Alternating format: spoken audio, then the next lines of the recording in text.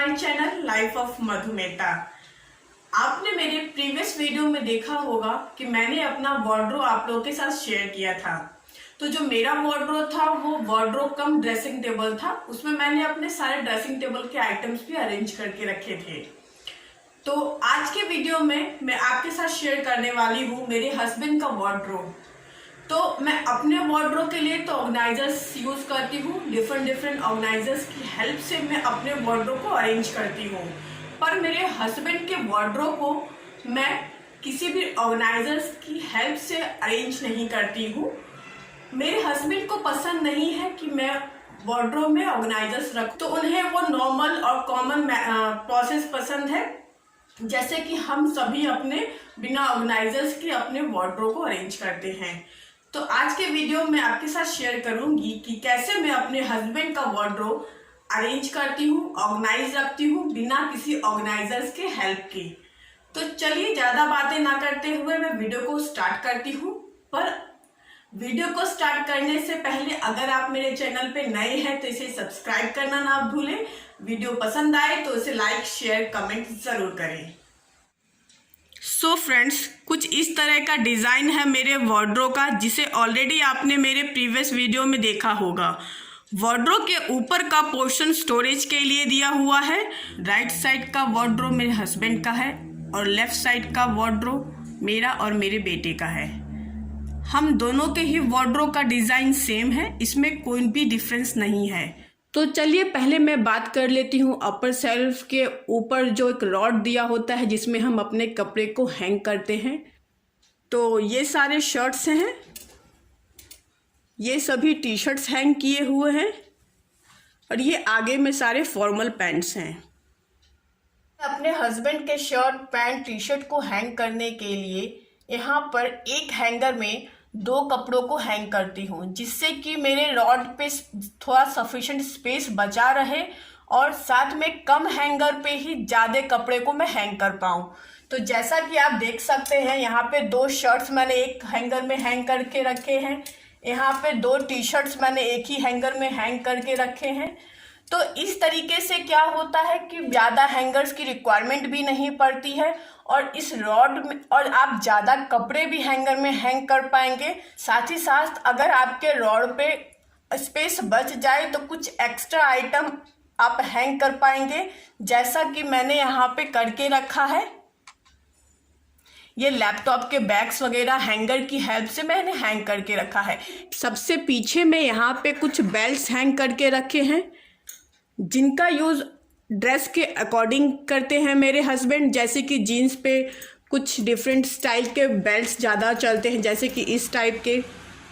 फिर formal shirts pants पे इस टाइप के बेल्ट ज़्यादा यूज़ होते हैं। फिर इसके आगे मैंने ये हैंग करके रखा है लैपटॉप का बैग। इस लैपटॉप के बैग के आगे मैंने हैंग करके रखा है ये एक छोटा सा बैग, और उसके आगे मैंने ये 2 बैग हैंग करके रखे हैं। इनमें मैं कुछ उस टाइप के क्लोथ्स रखती हूँ मेरे हस्बैंड का, जिन्हें मुझे अर्जेंट में आयरन करना होता है। तो आप देख सकते हैं कि मैंने इस लैपटॉप के बैग को हैंग करने के लिए इस तरीके का हैंगर का यूज़ किया है। तो इससे क्या है कि मेरे कबर्ड में स्पेस भी सेव हो गया। मैंने अपने लास्ट वीडियो में आपको दिखाया था इस टाइप का हुक, जिसका मैं यूज़ मल्टीपर्पज़ कामों के लिए करती हूँ।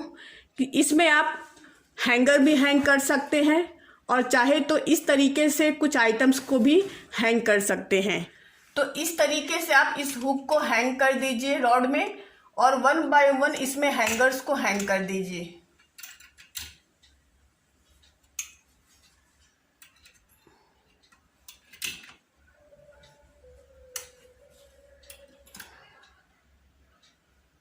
तरीके से आप कम स्पेस में ज़्यादा हैंगर्स को हैंग कर पाएंगे और आपके वार्डरोब का जो फुल लेंथ है वो प्रॉपर यूटिलाइज हो जाएगा।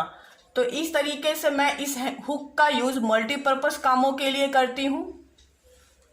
ऊपर के रॉड का प्रॉपर स्पेस यूटिलाइज करने के बाद मैं उसके नीचे का जो शेल्फ है उसका भी कोशिश करती हूँ प्रॉपर यूटिलाइज करने का। यहाँ पे रिक्वायरमेंट के हिसाब से मैंने कपड़ों को अरेंज करके रखा है। तो यहाँ पे कुछ शर्ट्स रखे हुए हैं, टी शर्ट्स रखे हुए हैं जो कि मेरे हस्बैंड घर में पहनते हैं। यहाँ पे कुछ शॉर्ट्स, पैंट्स, 3/4 यही सब रखे हुए हैं जो कि घर में पहनते हैं मेरे हस्बैंड। यहाँ पे कुछ जीन्स रखे हैं मैंने, जो कि ऑफ कोर्स हम बाहर जाने के टाइम पे पहनते हैं। उसके बाद यहाँ पे दोनों साइड में अंडरगारमेंट्स रखे हुए हैं और उसके बगल में यहाँ पे कुछ सॉक्स रखे हैं और यहाँ पे हैंकी रखी हुई है।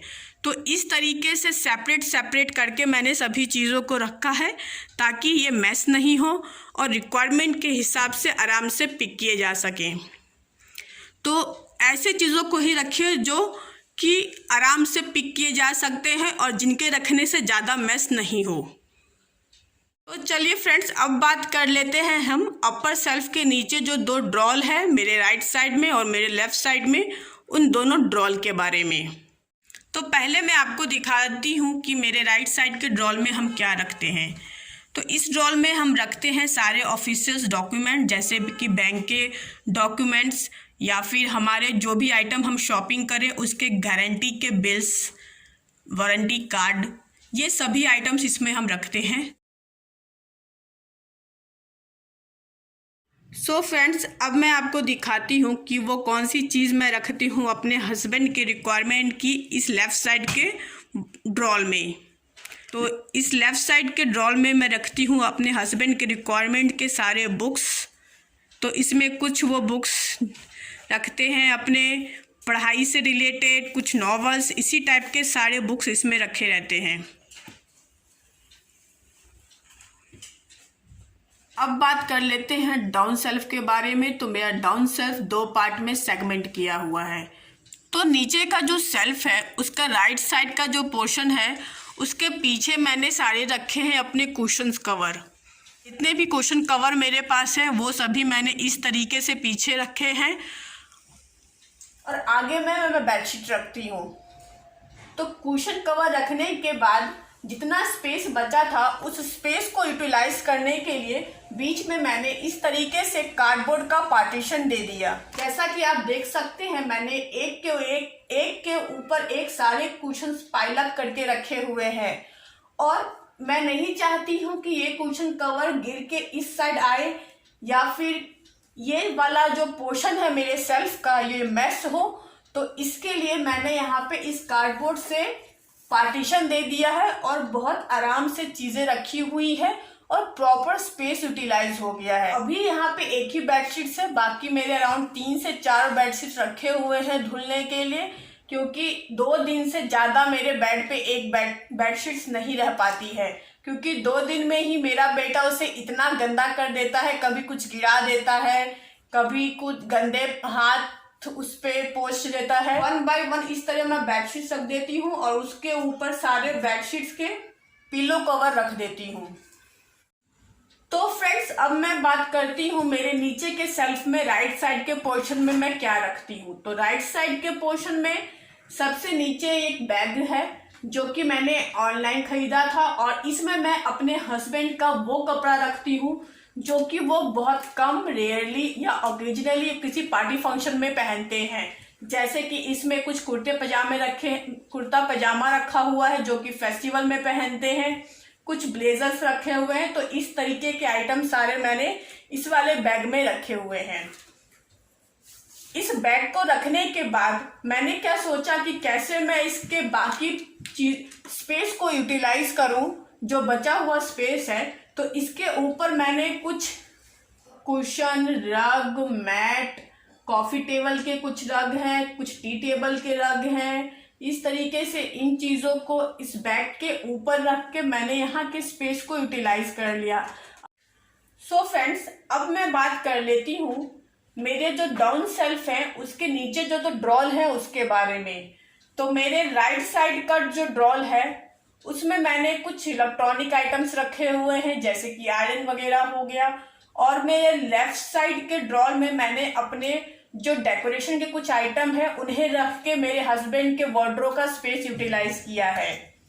तो मेरे हस्बैंड के वार्डरोब पे भी मैंने थोड़ा सा कब्जा कर लिया है। तो चलिए मैं आपको दिखाती हूँ। तो राइट साइड के ड्रॉल में जैसा कि मैंने आपको कहा कि कुछ इलेक्ट्रॉनिक्स आइटम्स रखे हुए हैं, कुछ अम्ब्रेला वगैरह रखे हुए हैं। ड्रॉल को ऑर्गेनाइज रखने के लिए, इनमें ज़्यादा आइटम्स रखने के लिए मैंने इस तरीके के कार्टून बॉक्स का यूज़ किया है। तो इस तरीके के बॉक्स को रखने से ज़्यादा आइटम्स आप आराम से रख सकते हैं। डिफरेंट बॉक्स में रखे हैं तो वो मैस नहीं होंगे, आपको स्ट्रगल नहीं करना पड़ेगा उन्हें ढूंढने के लिए, और आपका ड्रॉल ऑर्गेनाइज रहेगा। तो कम स्पेस में ज़्यादा आइटम और अच्छे तरीके से रखने के लिए मैंने इस तरीके के बॉक्स का यूज़ किया है। तो मैं आपको भी यही सजेस्ट करूंगी कि अगर आप डिफरेंट ऑर्गेनाइजर्स पे जो कि मार्केट में अवेलेबल हैं उन पे पैसे अगर नहीं खर्च करना चाहते हैं तो इस तरीके के कार्टून बॉक्स जो कि आपके घर में भी ऑफ कोर्स आते ही होंगे उनका यूज़ कीजिए। अगर आप चाहते हैं थोड़ा वो देखने में अच्छा लगे, तरीके से कलर पेपर से पूरे बॉक्स को रैप कर दीजिए और उसके बाद उसका इस्तेमाल कर लीजिए रिक्वायरमेंट के हिसाब से चीज़ों को रखने के लिए। तो फ्रेंड्स कुछ इस तरीके से मैं अपने हस्बैंड के ड्रॉल को अरेंज रखती हूँ बिना किसी ऑर्गेनाइजर्स पे पैसे स्पेंड किए। तो फ्रेंड्स अब बात कर लेते हैं उसके बगल के ड्रॉल के बारे में। इस वाले ड्रॉल पे मैंने कब्जा करके रखा है। इसमें कुछ ऐसे आइटम है जो कि डेकोरेशन से रिलेटेड है। मैं हमेशा अपने घर के लुक को या डेकोरेशन को चेंज करती रहती हूँ, तो कुछ ऐसे आइटम होते हैं जो कि अभी यूज़ नहीं हो रहे, इन फ्यूचर मैं वापस से उसे कहीं प्लेस कर देती हूँ। तो ऐसे ही कुछ छोटे मोटे आइटम्स इसमें डेकोरेशन के रखे हुए हैं। सो फ्रेंड्स ये था मेरे हस्बैंड के वार्डरोब का पूरा टूर। आई होप आपको ये वीडियो अच्छा लगा हो।